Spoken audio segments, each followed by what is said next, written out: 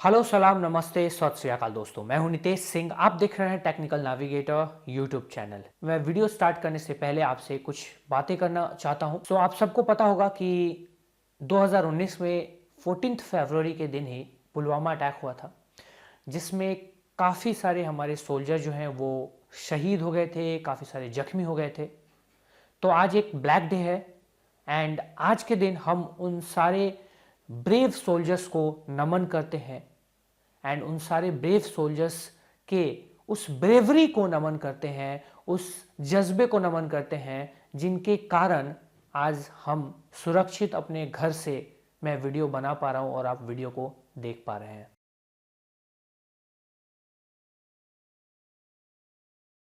Okay guys, आज की इस वीडियो में हम बात करेंगे जीरो ट्रस्ट सिक्योरिटी नेटवर्क या फिर आईटी सिक्योरिटी मॉडल के बारे में। सो गाइज, हिस्ट्री की बात करें तो इस जीरो ट्रस्ट सिक्योरिटी मॉडल को 2010 में ही कॉइन किया गया था, प्रेजेंट करा गया था एंड उसके कुछ ही साल के बाद गूगल जैसे टेक जायंट्स ने इस मॉडल को यूज करा, इंप्लीमेंट करा अपने नेटवर्क के अंदर। उसके बाद काफी सारे और भी बड़े टेक जायंट्स ने इस जीरो ट्रस्ट सिक्योरिटी मॉडल को इंप्लीमेंट करा एंड गाइज आज के टाइम में काफी सारी बड़ी बड़ी कंपनीज, टेक जायंट्स कंपनीज जो है इस मॉडल को यूज करती हैं। अब गाइज बात करते हैं कि actually zero trust security model है क्या और इसकी जरूरत क्यों पड़ी। ओके गाइज, अब देखो, ट्रेडिशनल नेटवर्क सिक्योरिटी मॉडल में कैशल एंड मोट कंसेप्ट को यूज किया जा रहा था। सो बेसिकली ये जो कंसेप्ट है, इसके जो फीचर्स थे वही इसके ड्रॉबैक बन गए। फीचर क्या थे कि इस कंसेप्ट के अंदर, इस मॉडल के अंदर में अगर कोई भी यूजर, कोई भी डिवाइस एक नेटवर्क के अंदर प्रेजेंट है तो बाय डिफॉल्ट उसको ट्रस्टेड माना जाता है एंड नेटवर्क के बाहर जितने भी डिवाइसेस या यूजर्स हैं उनको हम बाय डिफॉल्ट ट्रस्टेड नहीं मानते। ये इसका कंसेप्ट था। बेसिकली ये बिल्कुल सही था, इसमें कोई तरह की प्रॉब्लम नहीं थी। बट अब जो है हम कैसे मान सकते हैं कि एक नेटवर्क के अंदर जो प्राइवेट यूजर्स है या जो नेटवर्क में ऑलरेडी ऑथेंटिकेटेड हो चुके हैं वो मलिशियस यूजर नहीं है। इसका डिफरेंशिएट कर पाना काफी मुश्किल हो गया एंड गाइज इसी कंसेप्ट के ड्रॉबैक में इसको काउंट किया जाने लगा, यानी एक कंसेप्ट का फीचर उसका ड्रॉबैक बन गया। अब गाइज जरूरत पड़ी एक ऐसे मॉडल की जो कि नेटवर्क के अंदर प्रेजेंट यूजर या डिवाइस को भी ट्रस्ट ना करे और नेटवर्क के बाहर प्रेजेंट यूजर डिवाइस को तो खैर वो नेटवर्क ट्रस्ट करे ही ना। इसलिए लाया गया zero trust security network model.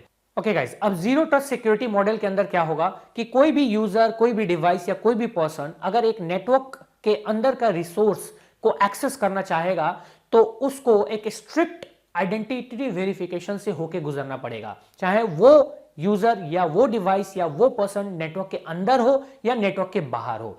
तो यहां पे गाइज एक बहुत ही टाइट सिक्योरिटी लाई गई एंड जिसको कि zero trust security network model में इंप्लीमेंट किया गया। यानी कि अगर कोई बाहर से एक्सेस करना चाह रहा है उसको भी स्ट्रिक्ट आइडेंटिटी वेरिफिकेशन से होकर गुजरना पड़ेगा, कुछ प्रिंसिपल्स, कुछ रूल से होकर गुजरना पड़ेगा। और नेटवर्क के अंदर कोई यूजर है, लेट सपोज कोई हैकर है, कोई अटैकर है जो ऑलरेडी नेटवर्क में ऑथेंटिकेट कर चुका है या नेटवर्क के अंदर आ चुका है और नेटवर्क को बाईपास करके उसको कॉम्प्रोमाइज करके उसमें आ चुका है, एंटर हो चुका है। तो अगर कैशल एंड मोड को हम देखें तो उसके अकॉर्डिंग फिर उसके नेटवर्क के ऊपर पूरा एक्सेस होगा, नेटवर्क में वो ऑथेंटिकेटेड यूजर होगा, नेटवर्क में वो ट्रस्टेड यूजर होगा, वो कुछ भी कर सकता है। But zero trust security model के अकॉर्डिंग अब जो है वो हैकर अब वैसा नहीं कर पाएगा जैसा वो कैशल मोड में कर पा रहा था। यानी कि अब उसको नेटवर्क के अंदर भी बहुत सारे आइडेंटिटी वेरिफिकेशन से होके गुजरनी पड़ेगी एंड कुछ प्रिंसिपल्स है इस zero trust security network model का, उससे होके गुजरना पड़ेगा। हम उस प्रिंसिपल्स के बारे में बात करेंगे कि करके एक्चुअली क्या क्या प्रिंसिपल्स है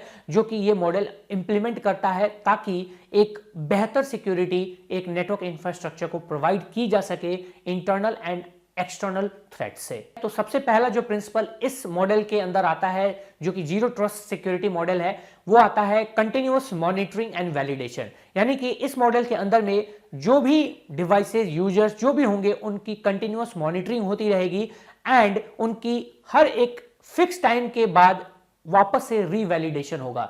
यानी कि कोई यूजर, कोई डिवाइस अगर ऑलरेडी ऑथेंटिकेटेड है एक नेटवर्क के अंदर में तो उसके कुछ ही फिक्स टाइम के बाद जैसे ही वो ऑथेंटिकेट करता है उसके कुछ फिक्स टाइम के बाद उसको री ऑथेंटिकेट करना पड़ेगा, रीवैलिडेट करना पड़ेगा, री आइडेंटिफिकेशन करनी पड़ेगी एंड देन जाके वो कनेक्टेड हो सकता है, कनेक्टेड रह सकता है। ये काफी अच्छी एक सिक्योरिटी प्रोवाइड करती है। जैसे कोई यूजर लॉगिन करता है या कोई यूजर की सेशन है तो कुछ टाइम के बाद इनवैलिड हो जाएगी और उसके बाद वापस से उसको लॉगिन करना पड़ेगा, वापस से उसको जो है वो आइडेंटिटी वेरिफिकेशन करनी पड़ेगी। नेक्स्ट जो प्रिंसिपल है इस मॉडल के अंदर वो है लिस्ट प्रिविलेज प्रिंसिपल, यानी कि कोई भी यूजर को सिर्फ उतना ही एक्सेस दिया जाएगा एक नेटवर्क के अंदर रिसोर्सेज को यूज करने का जितना उसको नीड है।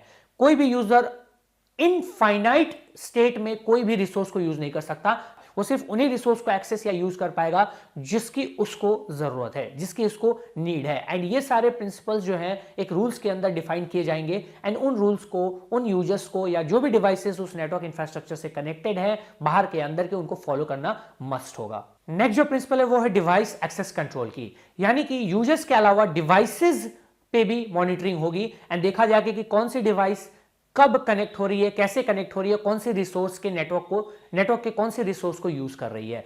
सो बेसिकली ये भी चेक किया जाएगा कि जो डिवाइस कनेक्ट हुई है वो एक ऑथोराइज्ड डिवाइस है या नहीं, एंड वो डिवाइस ऑलरेडी कॉम्प्रोमाइज तो नहीं है, कोई अटैकर एक कॉम्प्रोमाइज डिवाइस यूज करके नेटवर्क के अंदर तो नहीं एंटर कर रहा है और पूरे नेटवर्क को कॉम्प्रोमाइज तो नहीं कर रहा है। तो ये भी एक एडेड सिक्योरिटी होगी जो कि जीरो ट्रस्ट सिक्योरिटी यानी कि जीरो ट्रस्ट सिक्योरिटी मॉडल में इंप्लीमेंट होती है। नेक्स्ट जो प्रिंसिपल है इस मॉडल का वो है माइक्रो सेगमेंटेशन। ये काफी इंपॉर्टेंट चीज है गाइस। देखो एक बहुत बड़ी नेटवर्क इंफ्रास्ट्रक्चर है अगर, तो वहां पे इस मॉडल के अंदर में क्या किया जाएगा कि उसको छोटे छोटे सेगमेंट्स में डिवाइड कर दिया जाएगा, यानी छोटा छोटा नेटवर्क सेगमेंट तैयार हो जाएगा एंड हर एक नेटवर्क सेगमेंट के लिए एक स्पेशल एक डिफरेंट नेटवर्क रूल तैयार किया जाएगा। एंड जो भी अटैकर है, अगर लेट सपोज कोई अटैकर एक सेगमेंट को कॉम्प्रोमाइज कर भी लेता है तो वो दूसरे सेगमेंट तक नहीं पहुंच पाएगा एंड बेसिकली बिकॉज दूसरे सेगमेंट से को कॉम्प्रोमाइज करने के लिए या उसमें एंटर करने के लिए उसको वापस से री आइडेंटिफिकेशन करनी पड़ेगी, रीवैलिडेशन करनी पड़ेगी। एंड जब वो रीवैलिडेशन करेगा तो वापस से उसको री ऑथेंटिकेशन करना पड़ेगा एंड जो कि इजी नहीं होगा, यानी कि उसको वापस से दूसरे सेगमेंट को भी कॉम्प्रोमाइज करना पड़ेगा जो काफी टफ वर्क हो जाएगा। सो ये काफी एक इंपॉर्टेंट चीज है micro segmentation in zero trust security model. Next जो प्रिंसिपल है गाइस वो है लैटरल मूवमेंट को रोकना।